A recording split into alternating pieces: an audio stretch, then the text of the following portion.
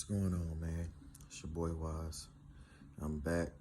Um, I was gonna do something a little different for this video or whatever, but I think I just want to just keep it on some the uh, the winners and losers of the summer and fall camp. You know, there were a lot of guys that came out on top. Some guys unhappy.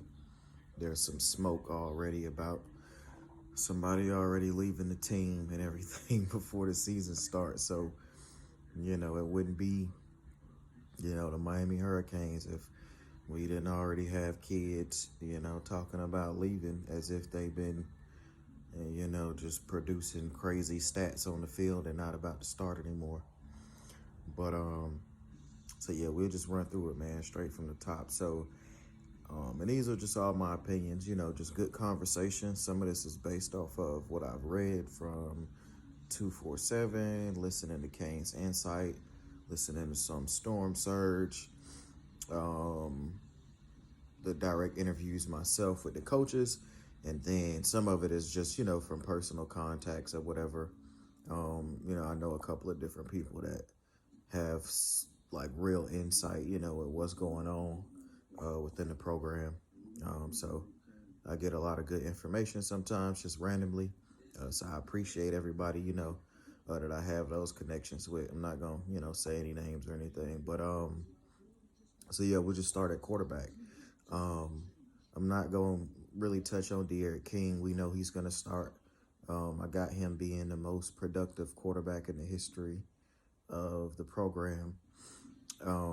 Really wouldn't be that hard if we being honest, because technically from at least a touchdown standpoint, Malik Rozier was the most productive quarterback in history in one season anyway, when you talk about touchdowns. I think he had like 31 TDs in the 2017-2018 season. So I'm sure D'Eriq's going to get that.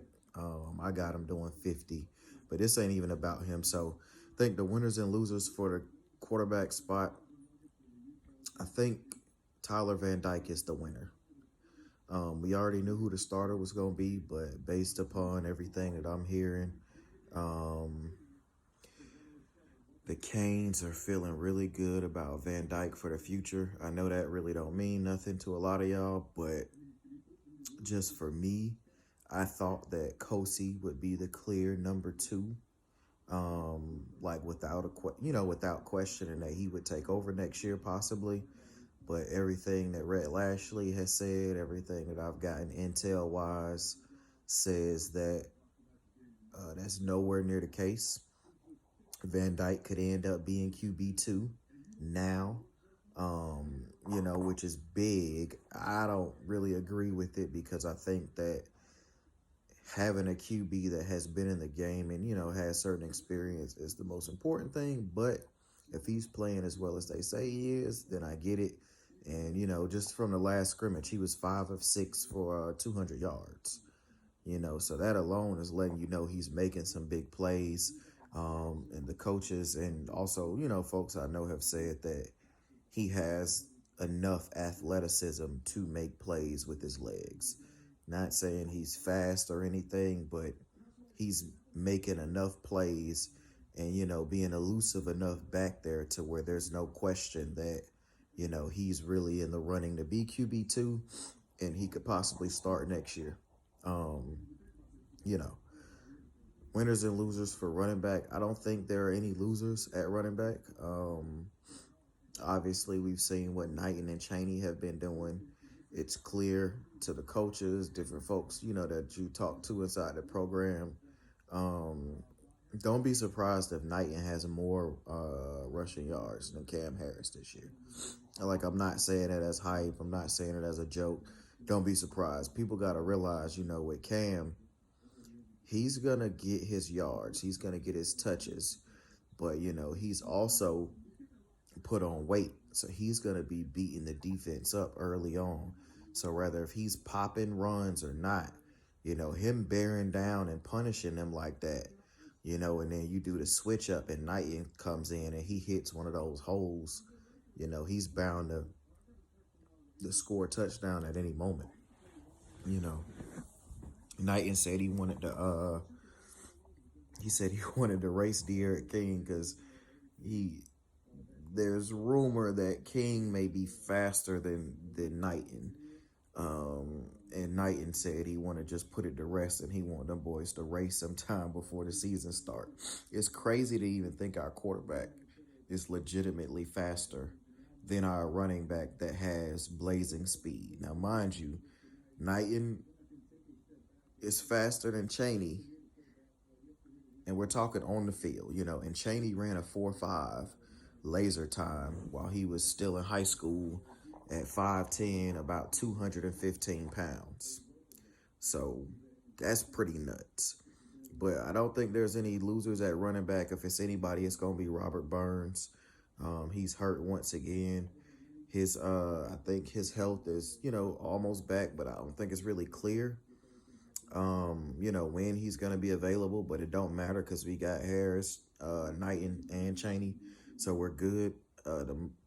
Probably the best I felt about running back in a long time. At wide receiver, definitely the winner of that in totality has to be Xavier Restrepo. He has put himself in position where he has forced the coaches to play him.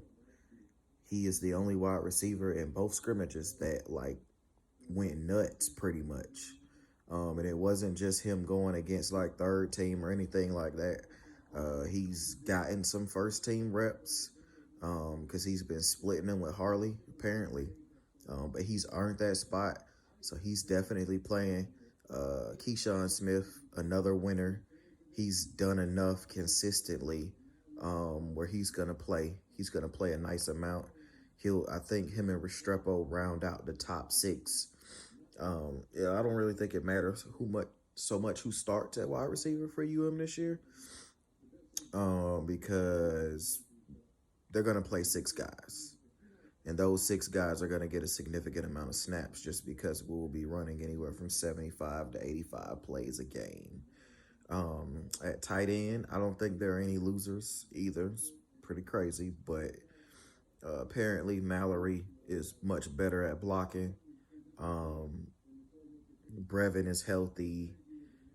I got Mallory and Brevin going for at least 1,200 yards together, and probably at least 15 touchdowns. They're going to go nuts. We got Larry Hodges that's doing numbers regardless, as the third tight end. Mammarelli, I'm hearing, has a nice pop. So I'm not worried about tight end. So we'll just keep moving. O-line, big winner. I don't want to mispronounce his name, but I think it's Traore, the left guard. He beat out Ja'Kai Clark and Zion Nelson for left guard. So the 5 starters on the O-line have been pretty much solidified with Jared Williams at right tackle, Scaife at right guard, Gaynor at center, Traore at left guard, and John Campbell at left tackle. They did say that Zion Nelson and Ja'Kai Clark, they're going to play. So this is probably the first time in at least 10, maybe 15 years that I can remember where the coaches actually feel like we have a true 8 guys for sure that can help us. And the 8th guy, you got a couple of different options, but it could be, my bad, I'm looking at inside the NBA. It could be Rivers, it could be Walker. There are options for it, but 7 for sure are going to play. And I think we got to feel good about it. I'm hearing good things about John Campbell. I'm hearing great things about Jared Williams. And we have our 5, and we also have backups ready to go. Zion Nelson has a lot of game action, so does Ja'Kai Clark. I can't remember the last time, we've had 2 guys on the bench, that have legitimate game action, and I really like Ja'Kai Clark. I personally think he's not starting at left guard because they think it's more important to mold him as the backup center just in case Gainer goes down because Donaldson is out, who had been, who had played backup center last spring and stuff, and they said he did a great job at it. So um, that's great to hear. But Trayor, I think, is definitely the winner. I don't think a lot of people had him beating him out. I think folks forgot about him last year, because he couldn't play and stuff like that. But I had been hearing good things. It was real low, on the hush, but it was like, all right, watch out for him because he has talent, he has pop. And apparently, through the first, two scrimmages, the O-line, even in fall camp, has been opening up holes, running lanes for us to, for the running backs that do their thing. D-line, winners got to be Jalen Phillips as far as for camp, for sure. I would say Phillips and Harvey. I already expected Quincy, to do his thing. Apparently, it's either going to be Cam Williams or Chance Williams as the fourth DN. We got to get that solidified. At DT, me personally, I'm going to say loser at DT has to be Nesta.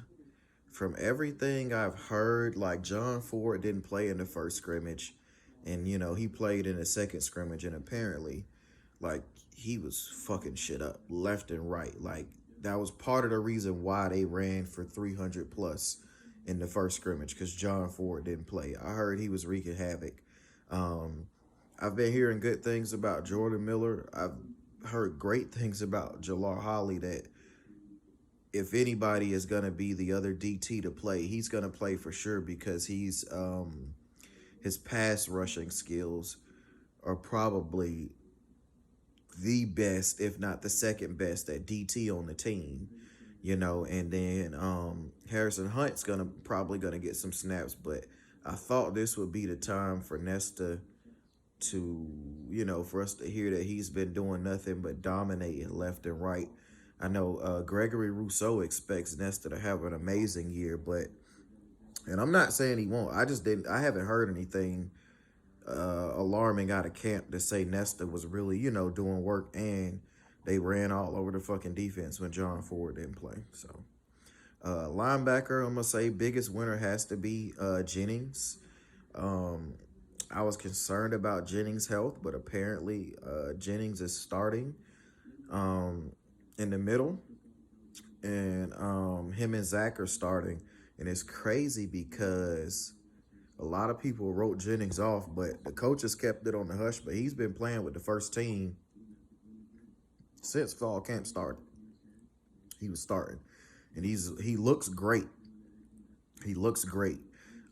Biggest loser, I would say, is Sam Brooks, in my opinion, only because a lot of people had him penciled in to start. He's not going to start, and from everything that I've heard, he's not even a lock to be the guy after them. Between Corey Flagg, they claim Steed is making crazy noise. And then between Flagg and Tyreek, Austin Cave, and then Huff, I think Brooks has to be the biggest loser in this, because a lot of people had him penciled in as the starter next to Zach. And that is clearly not the case. At corner, I don't really think there's any losers or winners for sure. I haven't heard anything that'll really make me, say anything good or bad, to be honest. The position should be much better. Blade should be better at tackling. Not really too concerned about corner. If Ivy is not making the plays that he needs to make, I feel like Rump's just going to put Couch on the perimeter, because he's our best cover corner, and it's not even close. Blades was pretty good in coverage last year. I think he'll be better, but, Couch is our best cover corner, for sure. Also, biggest loser on the defense has to be Gill. There's rumors right now that Gill is probably going to lead the program because he got passed up for Keontra at striker. You know what I'm saying? That shit is crazy to me. Why would you leave during the pandemic like that? And, teams ain't playing. But it's just smoke. But, where there's smoke, there's fire with UM. And then the safety shit is locked up, man. Bubba and Gervin all day.